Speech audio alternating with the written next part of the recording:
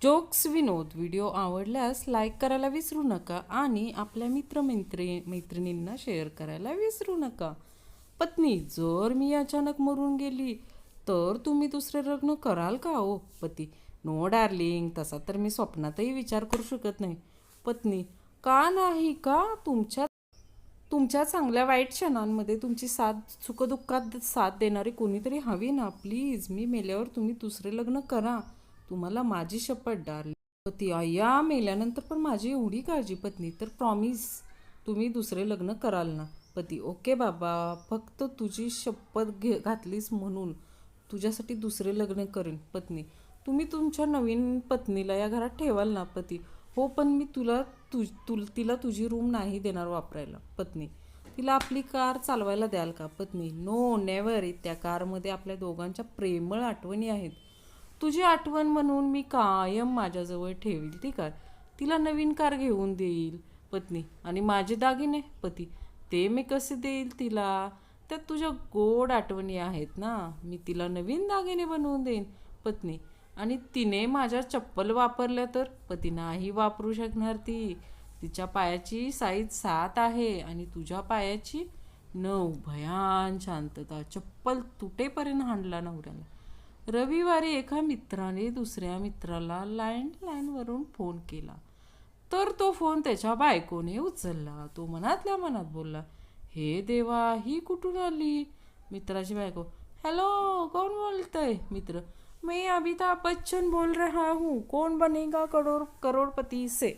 आपके पति के मित्र हॉट सीट पर बैठे हैं और आपके पति की हेल्प चाहते हैं. मित्राची बायको रोमांचित होऊन फोन देते. मित्र, सवाल ए, आज शाम को तुम कहाँ मिलोगे? ए, पवन बार. बी, विशाल बार. सी, अजय बार. डी, साई बार. मित्र, ऑप्शन डी. मित्र, धन्यवाद और अब आपका समय समाप्त होता है. बायकोंचा आनंद आता गगनात मावत नव्हता.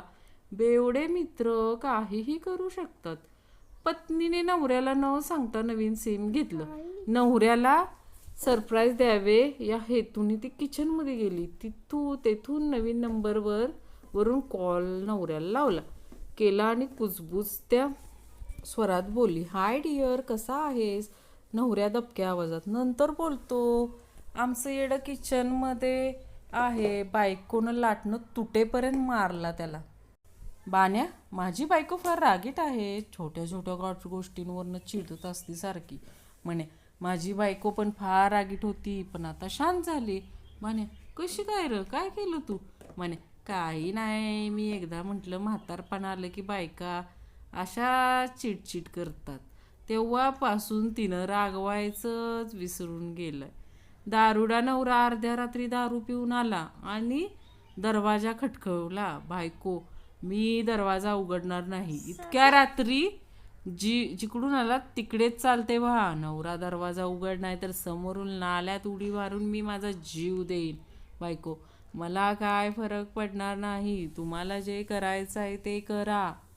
यानंतर नवरा गेट जवळील अंधाऱ्या भागात जाऊन उभा राहतो आणि 2 मिनिटं वाट बघितल्यानंतर एक मोठा दगड उचलतो आणि नाल्यात फेकतो. धबाक. बायकोने हे ऐकल्यावर दरवाजा उघडला आणि लगेच नाल्याकडे पळाली. अंधारात उभा असलेल्या नवऱ्याने दरवाजाकडे धूम ठोकली व त्याने आतून दरवाजा बंद केला. बायको, दरवाजा उघडा नाही तर मी ओरडून अख्खी चाळ जागी करेन. नवरा, जोपर्यंत सारे शेजारी जमा होत नाहीत तोपर्यंत मोठमोठ्याने ओरड. मग मी त्यांच्यासमोर तुला विचारेन की एवढ्या रात्री तू कुठून येत आहे, समजलं?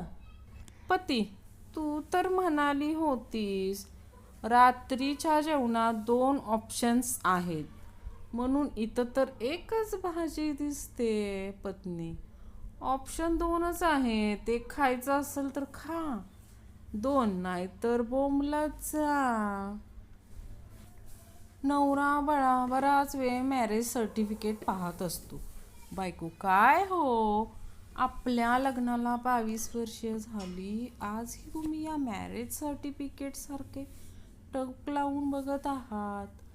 आपल्या लग्नाची आठवण येते आहे का तुम्हाला?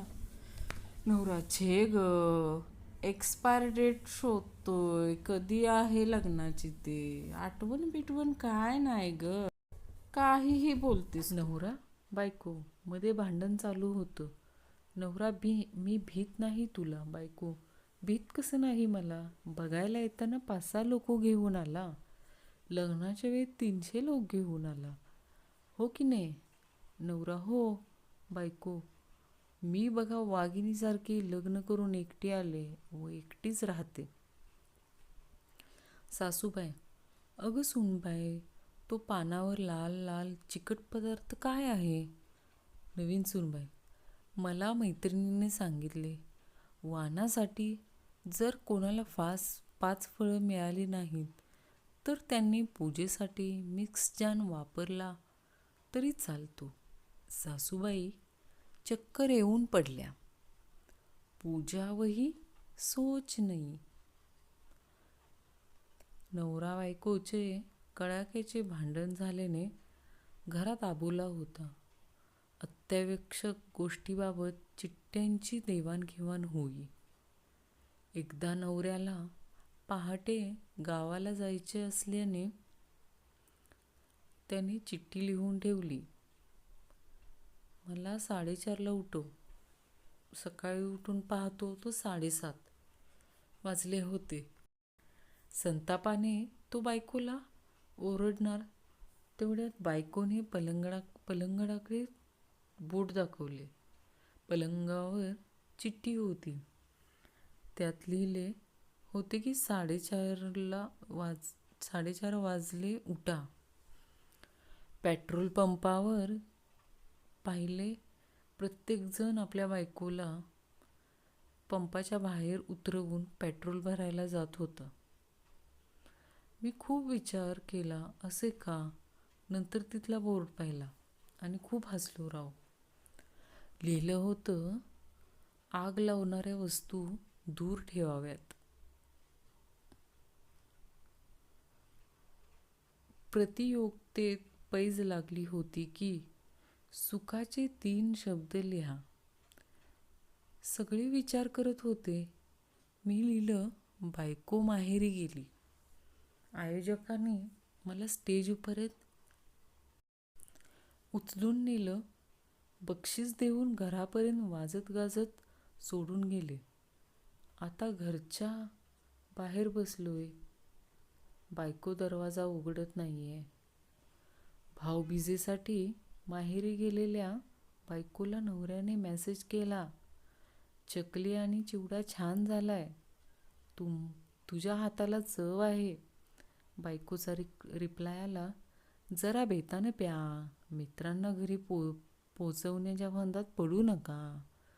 स्वतः बेडरूमपर्यंत नीट पोचला तरी खूप झालं.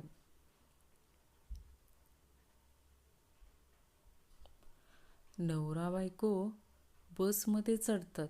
बायको 1.5 तिकीट द्या.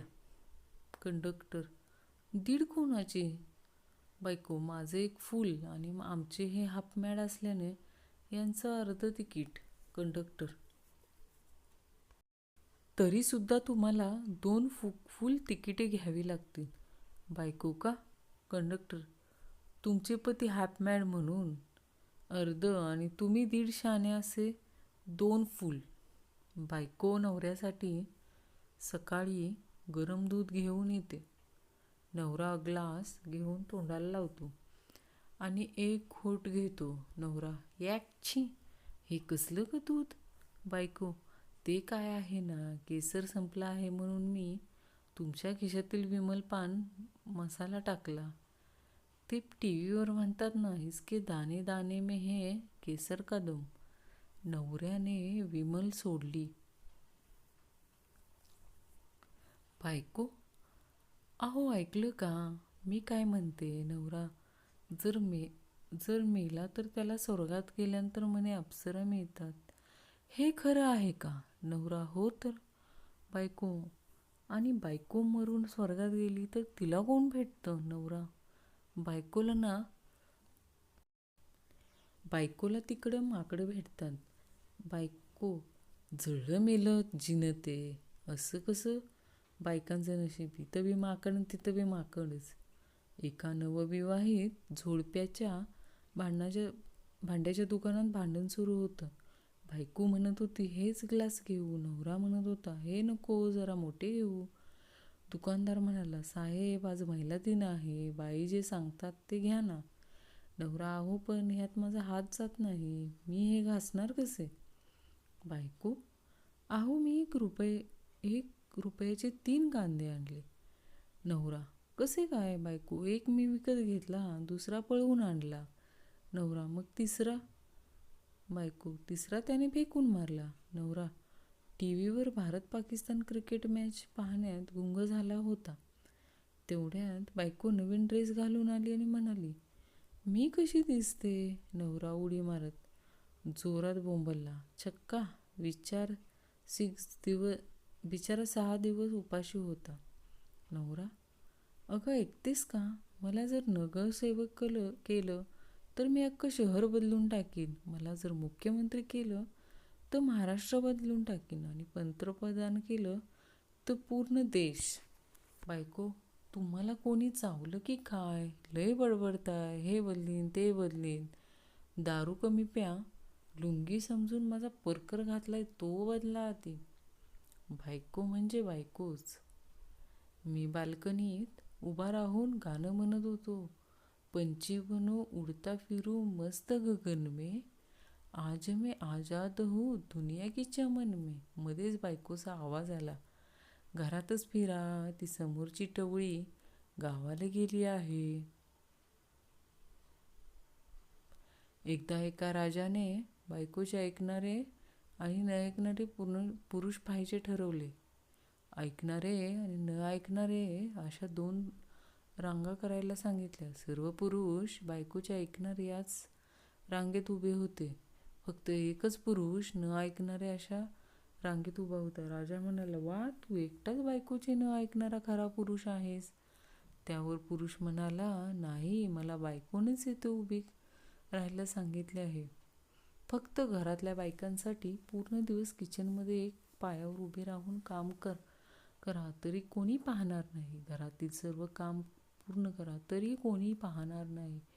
काम करताना कितीही थकला तरी कोणी पाहणार नाही. पण ज्यावेळी मोबाईल हातात घेतला तेव्हा घरातील सर्व लोक रागाने बघतील.